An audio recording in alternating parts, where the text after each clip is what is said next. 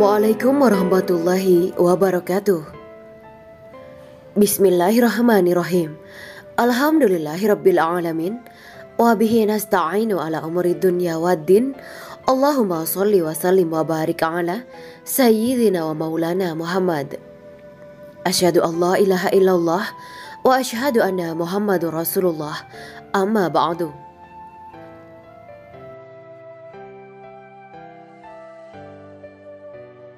Sejarah pembangunan Masjid Nabawi oleh Rasulullah Sallallahu Alaihi Wasallam. Nabi Sallallahu Alaihi Wasallam membangun Masjid Nabawi pada bulan Rabiul Awal di awal-awal hijrahnya ke Madinah. Pada saat itu, panjang masjid adalah 70 hasta dan lebarnya 60 hasta, atau panjangnya 35 meter dengan lebar 30 meter. Kala itu Masjid Nabawi sangat sederhana. Kita akan sulit membayangkan keadaannya apabila melihat bangunannya yang megah saat ini. Lantai masjid adalah tanah yang berbatu, atapnya pelepah kurma, dan terdapat 3 pintu. Sementara sekarang sangat besar dan megah. Masjid Nabawi di awal pembangunan, kiblat menghadap Masjidil Al-Aqsa. Sebelah utara masjid adalah kamar Aisyah. Area yang hendak dibangun Masjid Nabawi saat itu terdapat bangunan yang dimiliki oleh Bani Najjar. Rasulullah Shallallahu Alaihi Wasallam berkata kepada Bani Najjar, "Wahai Bani Najjar, berilah harga bangunan kalian ini." Orang-orang Bani Najjar menjawab, "Tidak, demi Allah, kami tidak akan meminta harga untuk bangunan ini, kecuali hanya kepada Allah."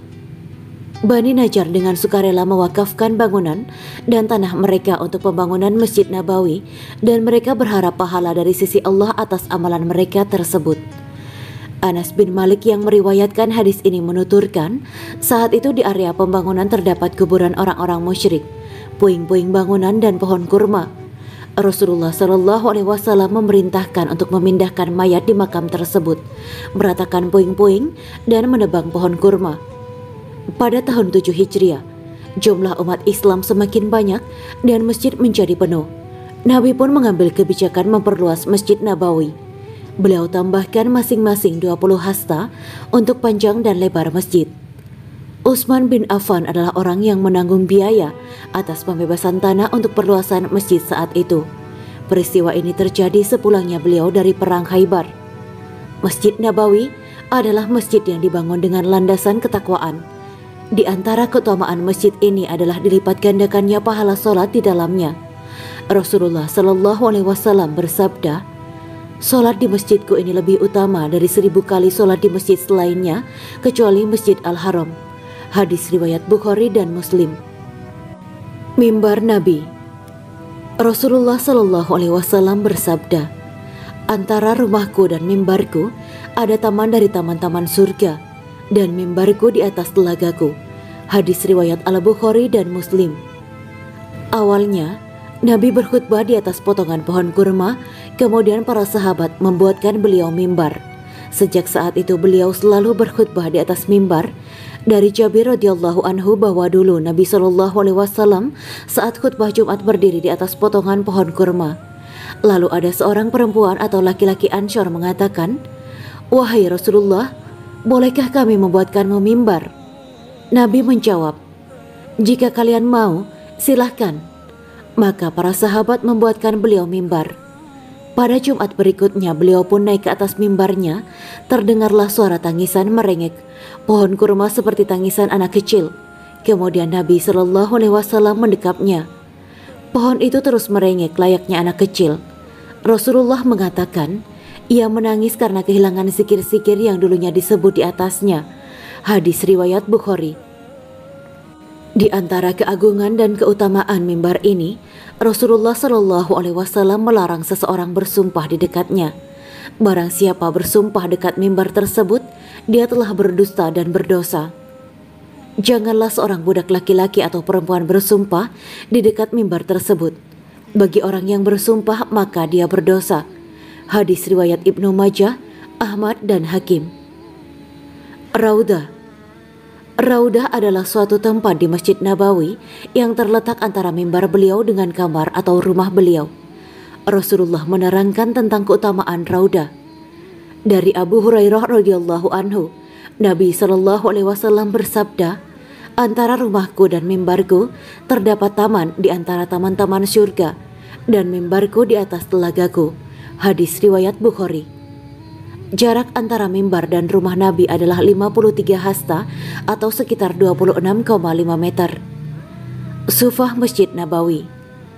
Setelah kiblat berpindah dari Masjid Al-Aqsa mengarah ke Ka'bah di Masjid Al-Haram, Rasulullah mengajak para sahabatnya membangun atap masjid sebagai pelindung bagi para sahabat yang tinggal di Masjid Nabawi.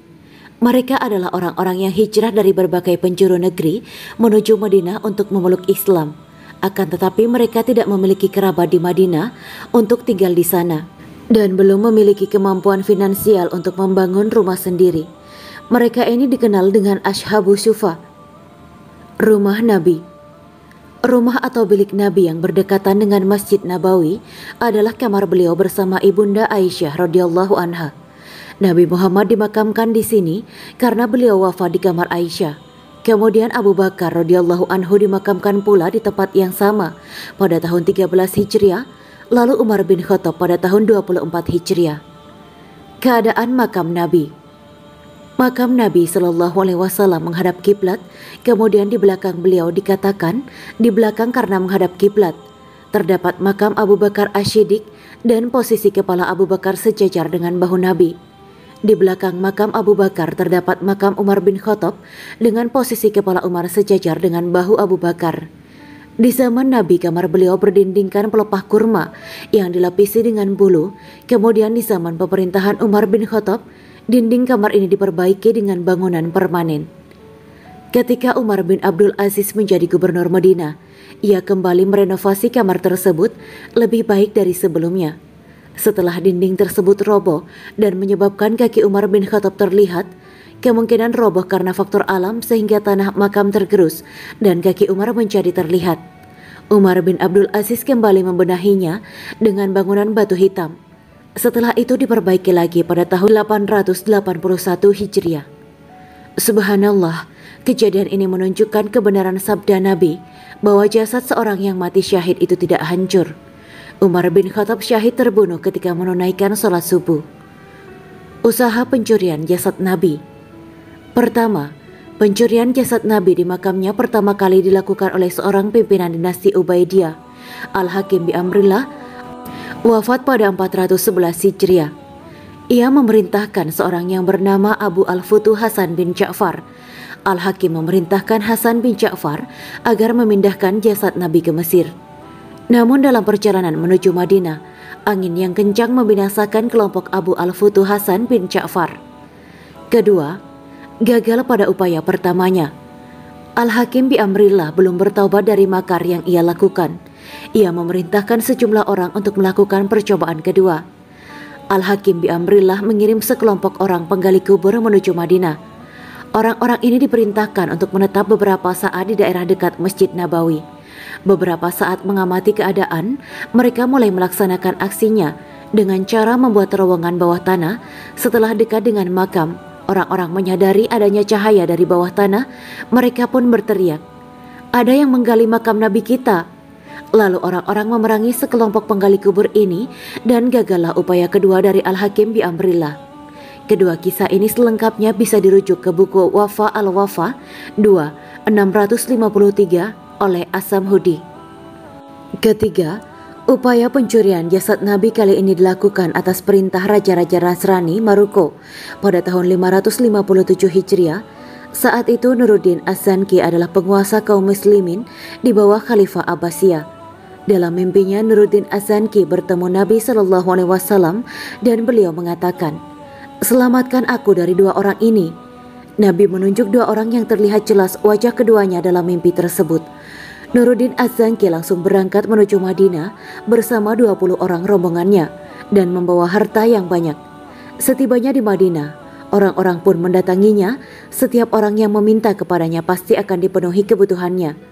Setelah 16 hari, hampir seluruh penduduk Madinah datang menemuinya. Namun ia belum juga melihat dua orang yang ditunjuk oleh Nabi Shallallahu Alaihi Wasallam dalam mimpinya. Ia pun bertanya, "Adakah yang tersisa dari penduduk Madinah?" Masyarakat menjawab, "Ada, dua orang kaya yang sering berderma. Mereka berasal dari Maroko." Masyarakat menyebutkan tentang kesolehan keduanya, tentang sholatnya, dan apabila keduanya dipinta pasti memberi. Ternyata dua orang inilah yang dilihat Az-Zanki dalam mimpinya, dan keduanya sengaja tinggal sangat dekat dengan kamar Nabi. Az-Zanki menanyakan perihal kedatangan mereka ke Madinah. Keduanya menjawab mereka hendak menunaikan haji. Az-Zanki menyelidiki dan mendatangi tempat tinggal mereka. Ternyata rumah tersebut kosong. Saat ia mengelilingi tempat tinggal dua orang Maroko ini, ternyata ada sebuah tempat semisal ruangan kecil yang ada lubangnya yang berujung di kamar Nabi. Keduanya tertangkap basah hendak mencuri jasad Nabi. Keduanya pun dibunuh di ruang bawah kamar Nabi tersebut. Selengkapnya lihat Wafa Al-Wafa 2/648.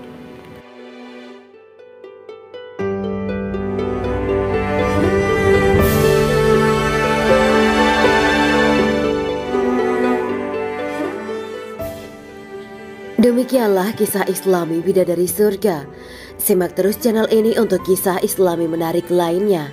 Terima kasih para sahabat Bidadari Surga yang dirahmati Allah. Semoga diberi kesehatan dan diberkahkan segalanya. Juga dibahagiakan hidupnya di dunia dan di akhirat kelak oleh Allah Subhanahu wa Ta'ala. Amin ya mujibah sa'ilin. Wa akhiran, wabillahi taufiq wal hidayah. Wassalamualaikum warahmatullahi wabarakatuh.